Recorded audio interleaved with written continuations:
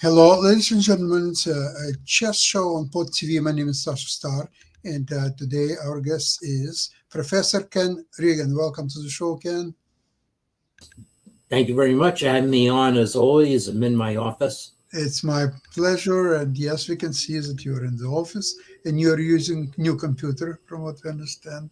Correct. Let's Yeah. hope that all this combination will work, and we are talking about World Cup. And Ken, tell me honestly, could you predict that the four semifinalists will be this two gentlemen from Uzbekistan and Yesipenko and Sindarov? Well, Sindarov is from Afghanistan, and who else is there? It Well, the just two Uzbekistanis are facing each other, yeah, Yakubov and Sindarov, and they drew their game today. yes. And then it's Wei Yi, born in Eastern Yeah, China. was very interesting, very sharp game between him with white pieces and Yesipenko with black, and it was very difficult to predict actually which way to go. At some point, I thought that black had better position, but white definitely had chances, and Wei Yi played quite well. But let's talk about the previous rounds because Right. Yeah. they are nevertheless very, very interesting and hmm see what's happened. That is quite correct. So I have following the fortunes of our favorites in the previous round. So poor Sam Shankland lost in the second round of rapid play against Esipenko, who's from Southwest Russia. Are you seeing the chessboard? Not yet. Not yet. Okay, let's see. Um, let's see. It says I'm sharing. Let me just go back here again. Um, let's see. Okay, well, let's just wait a second here. So this was he was white against Esipenko and played the English Open. But I don't see the board yet. Okay, I don't see the board yet. All right, let me try unsharing and reshare again. Yeah. All I can see is your whiteboard behind you. Right. Yeah, that's fine. Let's go. Where is okay? Share screen. Okay, let's see. Entire screen and share. Now, maybe my new PC is blocking something here, but let's see. Okay. No, I don't see the board yet. Okay, I'm on the board. If not, I'll try sharing a tab. Okay. Now working? No. Not yet. I see. Okay, all right. So let me all right, so let me try sharing again. All right. Let's just try the tab. Okay, so now yeah, it definitely says I'm sharing the file to StreamYard.com. I don't see anything.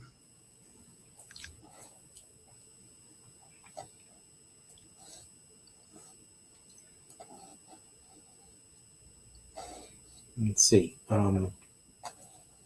Is it being blocked by anything on my machine? No. Let's see.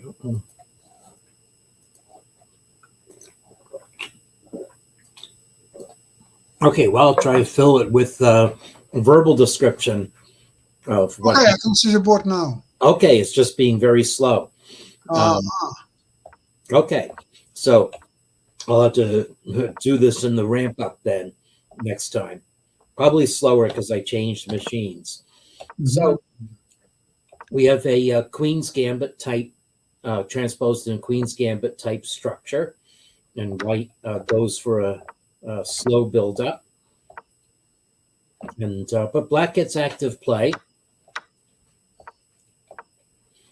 And now we have symmetrical situations. So the question is who can put their pieces on better squares?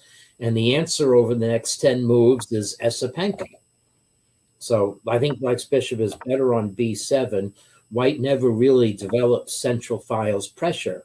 Advances the pawn to e4, but it actually creates a target for black. So white has, two rooks, looks good, but black actually is very well organized. White has to do something about the e pawn, so white defends it. And now Black is beginning a little bit of a guerrilla attack on white's king, and white's bishop on e3 is uncomfortable. So it fades back, but black has definitely gained territory, and the chess engine in the upper right-hand corner reflects this. So there's nothing structurally wrong with white's position. White just has to endure an attack. But we're going to come up to what, for me, is the most mysterious move in the tournament after white trades knights. So, mind you, it's a rapid game. They're down to 7 minutes. But I really don't understand white's next move, unless the idea was that white wanted to play f4. So white plays king f1, which strikes me as giving black a tempo against white's h-pawn in some possible positions after black's queen goes back to b8. It's okay, so black relocates the knight before white can kick it. And then f3. Okay, so white was preparing bishop f2, kicking out black's queen. But meanwhile, black can cut and thrust, and now has clamped down the knight. And now, okay, black's queen goes to b8, or at least there isn't a latent threat against h2. I just looked to ask, what is white's king doing on f1? And moves like rook b2. Okay, we had to move the rook somewhere. But white's rooks are not so well placed. So Shanklin begins activity. However, the engine accurately gives black a fairly substantial advantage. So activity wasn't what the doctor called for. And now Shanklin starts to get outplayed in the tactics as well. Okay, so there is where white had to spend the tempo because of the threat against the h2 pawn. And that gives black more time to probe. And now black will take over the a file. White really cannot challenge it. And this was one luxury too much. Now black pounces, and even though it looks like white might be able to win a pawn, attacking 2 black pawns now, it's not going to prove that way. It's black who wins a pawn, and white has more trouble getting it back than you might realize. Okay, so rook e3, not possible, because this, believe it or not, is an amazing skewer of 2 rooks. Yeah. It's a mother of all skewers. Yes, that is. It's you never see things teed up that way. And if white plays queen c1, then black renews the skewer, this time for real. So that's one beautiful motif, but we're going to come to an even more surprising motif. So Shanklin played queen c1 first, and now queen d6, active move.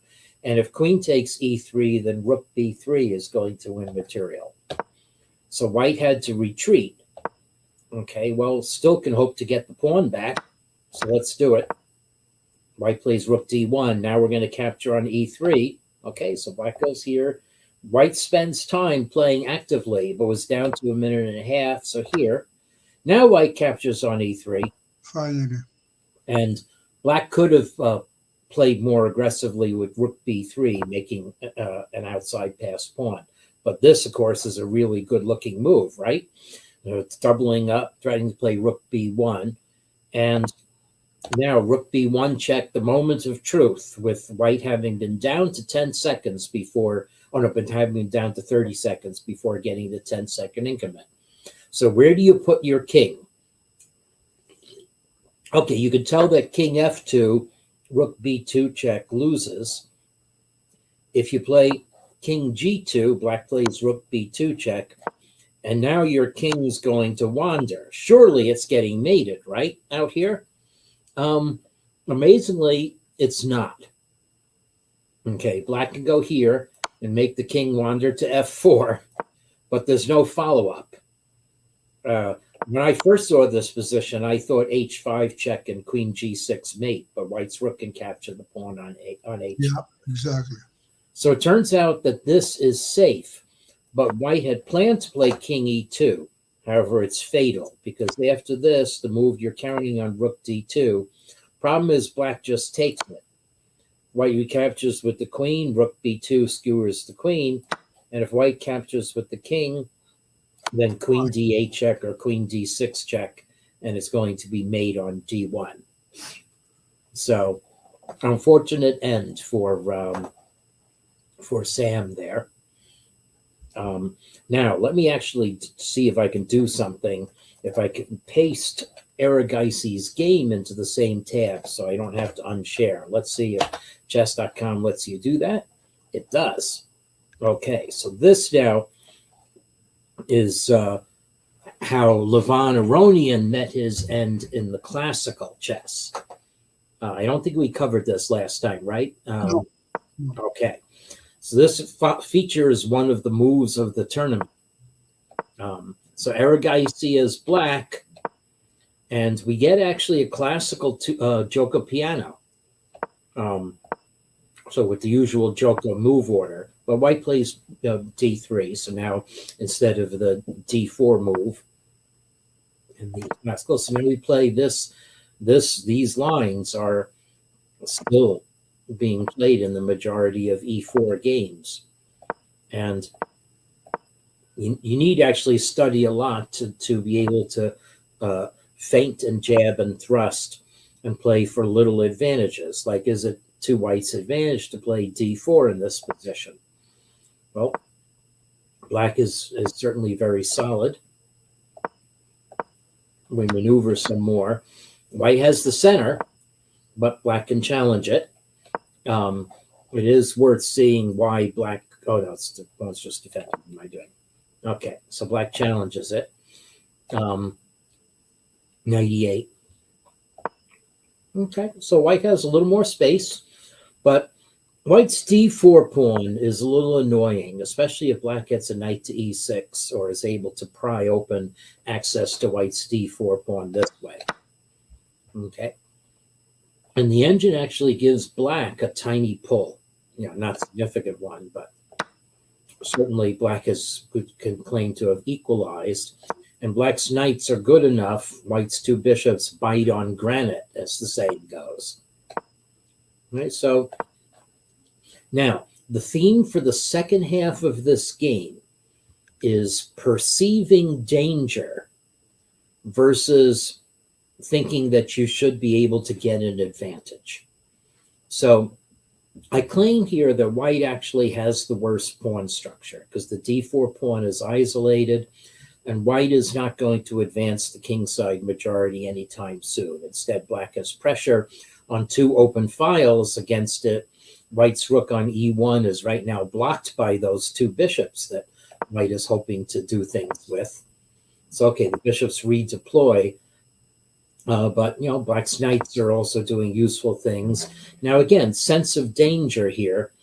You should be certainly thinking one thing is dangerous.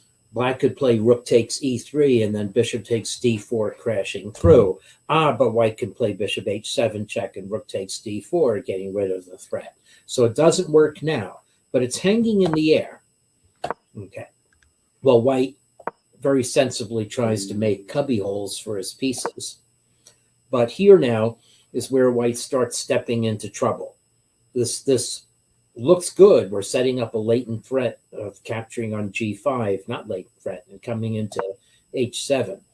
But actually, this is the first of three junctures where there's much more danger for white in the position here than either person was aware of. So it turns out that queen h7 check is an empty threat and black can crash through. Okay, now we're putting pressure on e3 and d4. We're possibly going to play queen h3, and queen h7 check is an empty threat. Right? White can't even play a piece to g6. So, but it's very hard to see that black has winning compensation for this piece because, well, okay, the queen is coming into h3, so maybe we shouldn't have given check. But if you go bishop f2, then I was going to play queen h3, but actually capturing on e1 and playing queen g4. Oops, what did I do wrong here? Wants you to capture with the bishop. What's wrong with capturing with the rook? Wow, this is really subtle. Then queen h3. Okay, and white is actually schnockered in this position because the bishop e3 Well, I was going to say black plays rook takes e3, but that's not what the computer's saying to do. Computer's just pointing out that even though white's a piece ahead, the bishop on b1 is only threatening this empty check on h7 that doesn't go anywhere, and white is being ganged up upon. G3 will fall and white will be mated. So, that's very hard to see even in a classical game. So I won't blame Erigaisi for missing that one. That's really computer now. So Erigaisi plays a very sensible move, g6. So white castles away. Okay. And now white gets to reorganize a bit, preserving the two bishops, attacking something, now challenging black's knight, and this comes off the board. White's bishop is back where it was, but at least there's not something else that's attacking it. So black just consolidates, but here again is white is let down by the sense of danger. You think white's very solid, two nice bishops. White is, pawns that we're doing a pawn storm against white's kings. White's pawns look solid. Even rook takes e3 isn't much of a worry in this position. So you think you can play here. But black has a surprising combination, because I'm sure that Aronian saw this, okay, and saw that if white captures, then rook takes e3 and queen f4 check. But the reason why you would reject bishop takes h2 is that white can capture the knight. Okay, well, black moves the bishop. All right, we trade rooks. And now white's a piece ahead, but the question is, where is white's bishop on g5 going? If it just goes back, say, to c1, now we are going to invade, and it's checkmate down here. Well, So again, even though this was a classical game, both players overlooked this chance. And as I said, it's a case of not having the Petrosian sense of danger. oh, about Petrosian, he played at least 3 matches for the World Championship, and he had second Grandmaster Boleslavsky. So whenever the game was adjourned, at that time there were adjourned games after 40 moves. So analysis would always start with a question by Petrosian: do I have a draw? That was his question number 1. Then they would start to analyze move by move. Incredible feel of danger. Yes, so that would have been a great question for Aronian to ask, even though he was white, Exactly. and perceived that he should be the one pushing with two bishops against black knights. Okay, so Erigaisi didn't see that, but it's going to be third time lucky. Okay, bishop g1, nice, safe, solid square. What danger could there be here? All right, so we double up, but we're going to challenge those. And actually here, this is the real move that shows that Aronian did not think he was in any danger. Taking the time to play a3. Are we contemplating b4, or are we making a hole for the bishop on a2? No, we're not doing that. I don't know. It's a harmonious move. But, all right, so black now is maybe thinking of a pawn storm, maybe thinking of putting the king on h6, who knows. But white now decides to, I don't know what that move is for either. Now white decides that it's time to challenge black's rook. So this is where Aronian thought there was some danger. So rook e1.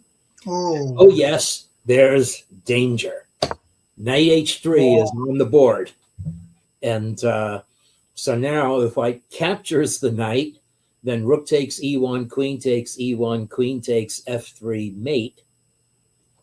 And if white falls back, then black just captures here. We're threatening mate, so we don't have time to take on e6. And if queen takes, then rook takes e3 and queen takes h2 mate. So seeing nothing to do, Aronian resigns. Sudden end. like a quarterback throwing an interception to end the game.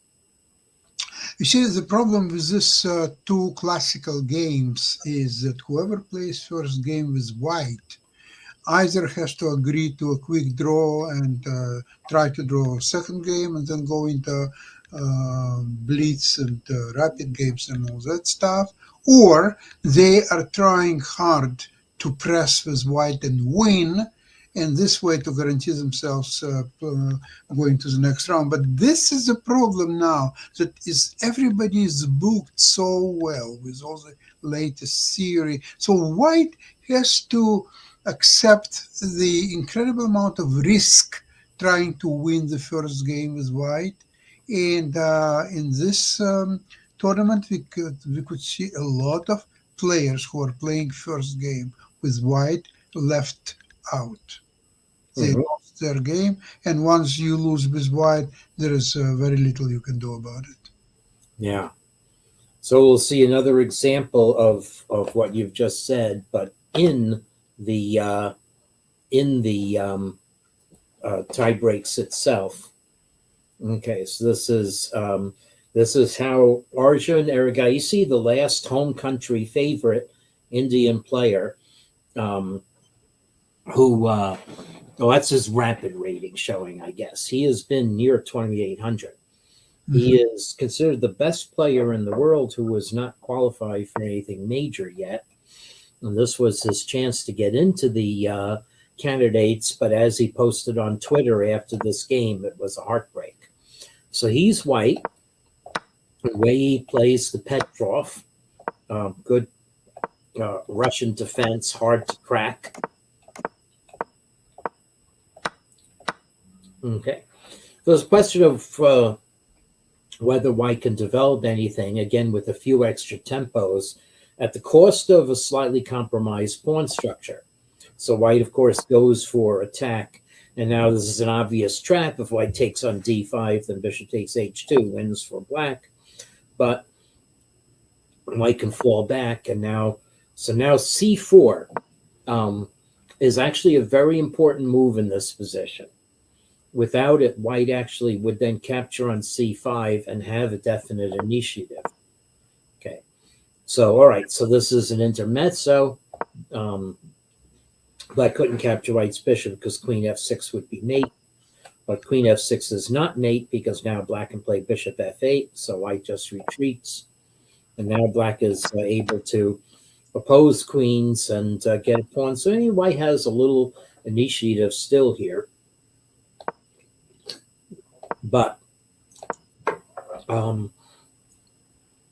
pawn structure still favors black in certain ways, even with g4 as a potential weakness.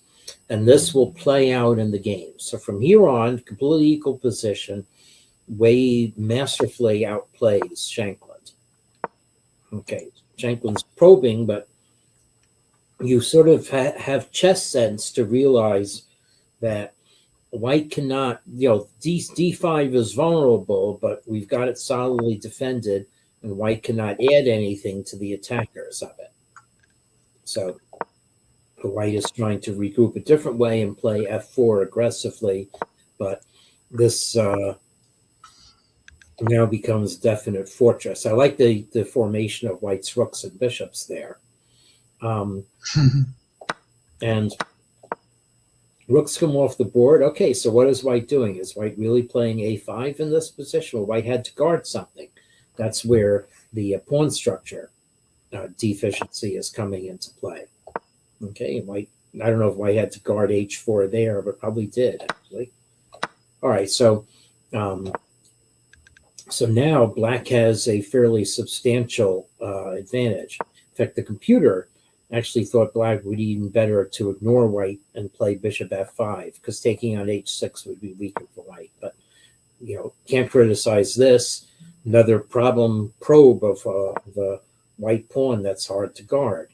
And in fact, Shankland decided to shed the pawn for counterplay, getting against black's pawn, and maybe misjudged this position. Now I do have to say that white's pawn on d4 is very pleasant looking. Actually, it's probably, I should say, it's black who misjudged the position because white is completely fine here. But okie doke. Actually, without making any perceptible error, it's black for choice. Of course, the players are under 4 minutes now, and black is able to get activity. White has this pawn, so white sheds a pawn to get activity, and this, should work, but it was just one bad move. So white had to play rook b2 and then to force back to play d6 and then play d6 with bishop b7 takes a6 coming. But it's very hard to see things in positions like this. So black just closes white off. Now this happens. So why isn't it as good? So this is what white should have done with black's bishop on d3. Why did it matter that black got the bishop to f5? Well, so, okay, so let's see. So why can't white play bishop b7 here? Bishop b7. Okay, let's see. So bishop b7. Oh, black has rook h3 check. But what's that for? We'll just go back here. No, we'll go here.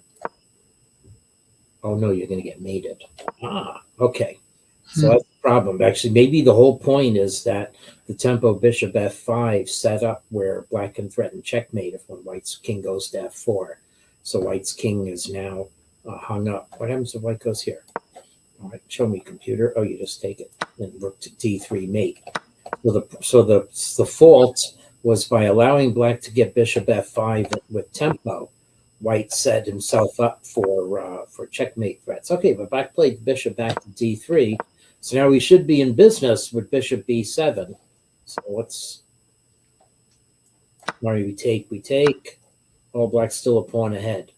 Yeah, but what would have some chances with a last pawn? Yeah. So instead, Shanklin played here. Now, this was white's last chance to get some counterplay. But again, it's very murky. Why is rook d5 effective in this position? Black does have to worry about a potential rook sack on b5, followed by pushing the a pawn. If black can't cover a7, then the rook pawn will get all the way to a8, supported by the bishop. But anyway, Shanklin played here, and now apparently it is over. Sorry, Erigaisi played there. And black has now broken through with a pawn and white's pawns fall. And this is a winning bishop ending. And so it's winning because white's bishop cannot stop black's pawns forever.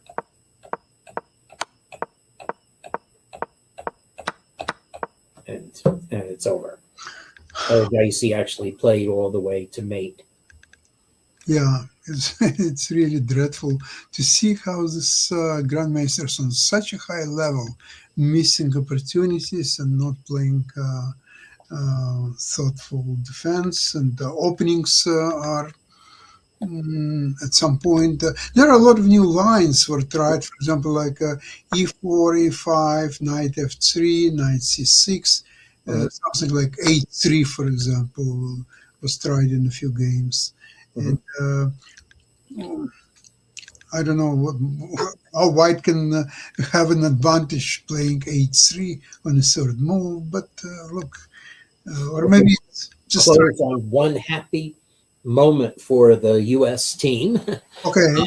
This is how Daniel Dubov met his end after deliberately going in for the rapid and blitz tiebreakers and all of the matches. That was his strategy for this tournament. Yeah. So anyway, so let's see. So black had to cede an exchange or get the pawn, but here, after a little bit of preparation, Shanklin plays a very nice combination to finish this game. F6. F6, making a queen, and Dubov resigned. Yeah, so that was indeed a very happy moment. Nice motif to know. Yeah. Well, we still have the end of the tournament inside. And semifinals and finals. Yeah, next week we will be very happy to show you semifinal. 3 will be in the candidates, 1 will be left out, and I do not want to venture a prediction as to who. It's been too unpredictable. No, it's impossible. It's Yeah. impossible. And let's watch together next week what will happen. Thank you very much, Ken, for Thank today's you. program. And we'll see you next week, same Yeah. place, same time. Bye bye, everybody. Have a great weekend. All right.